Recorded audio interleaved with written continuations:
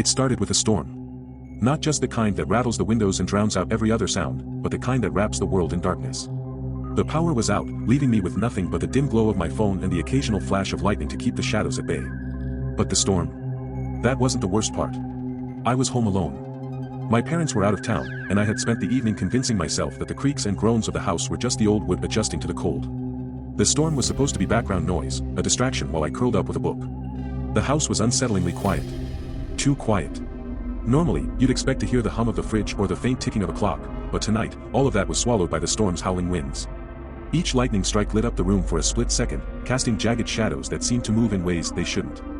I sat on the couch, clutching a blanket as if it could shield me from the uneasy feeling creeping into my chest. My phone buzzed, low battery. Great. No power, no light, and now, no way to call for help if I needed to. But why would I need help? It was just a storm. Or so I thought. The rain hammered against the windows, the wind howling as if it were alive. I tried to lose myself in the steady rhythm of the storm, telling myself it was nothing to be afraid of. But then I heard it. At first, it was faint, so faint I thought I'd imagined it, a soft, deliberate creak, like weight shifting on the floorboards above me. My heart skipped a beat, but I told myself it was just the house settling. That's what people always say, right? Just the house.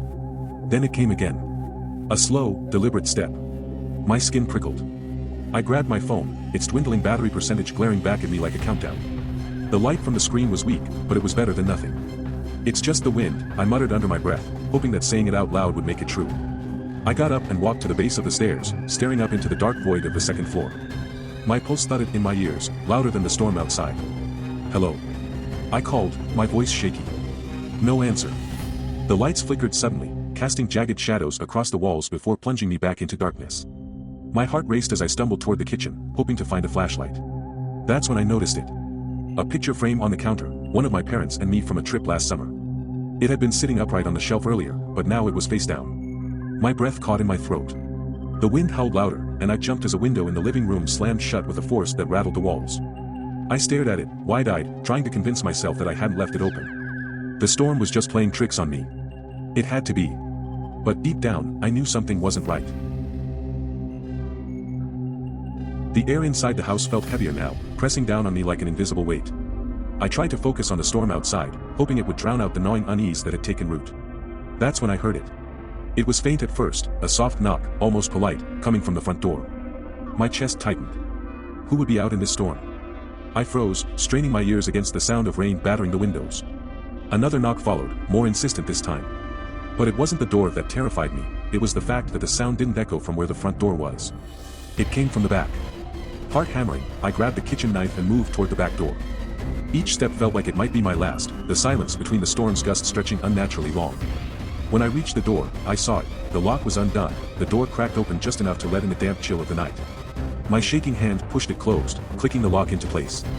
But as I turned to step away, my foot hit something soft. A shoe print. A single, muddy shoe print smudged across the floor, leading away from the door. My breath caught in my throat as I realized it wasn't my size. I backed away, my eyes darting around the room, searching for movement in the shadows. That's when I saw it, a flash of something outside the window.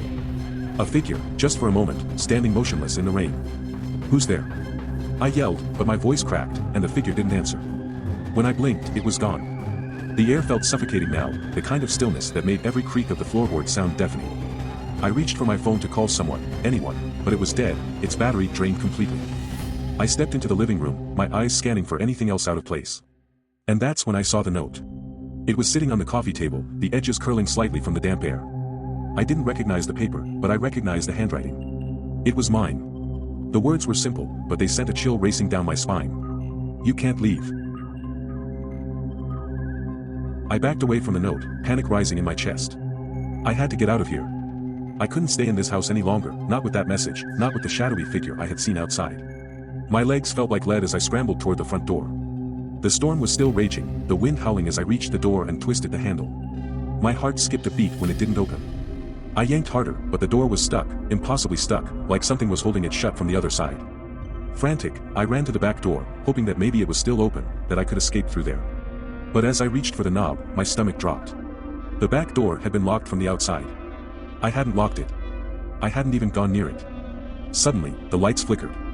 Once, twice, before plunging the house into complete darkness. I heard the hum of the house's old electrical system groaning, like it was alive, like it was holding its breath. Then, the faintest whisper. It was soft at first, just a rustling sound that could have been the wind. But then, it grew louder. The whispers were more distinct, more purposeful, like voices that weren't supposed to be here. They seemed to echo from every corner of the house, whispering my name, repeating the same word over and over. Leave. My heart raced, the breath caught in my throat. That's when I saw it, a shadow, tall and impossibly thin, moving slowly across the hallway. It was almost like the darkness itself had taken form, an inky shape stretching from the walls. I could barely make out its features, just a silhouette with an unnatural sway. I froze, my body rooted to the spot. Then the whispers came again, louder, more desperate.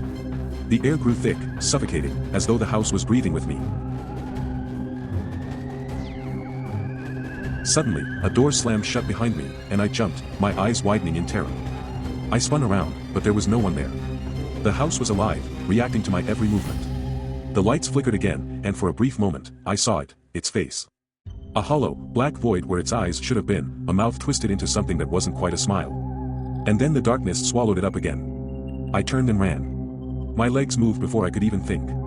I ran through the hallways, trying every door, every window, but they were all locked, all impossible to open. The house was fighting back.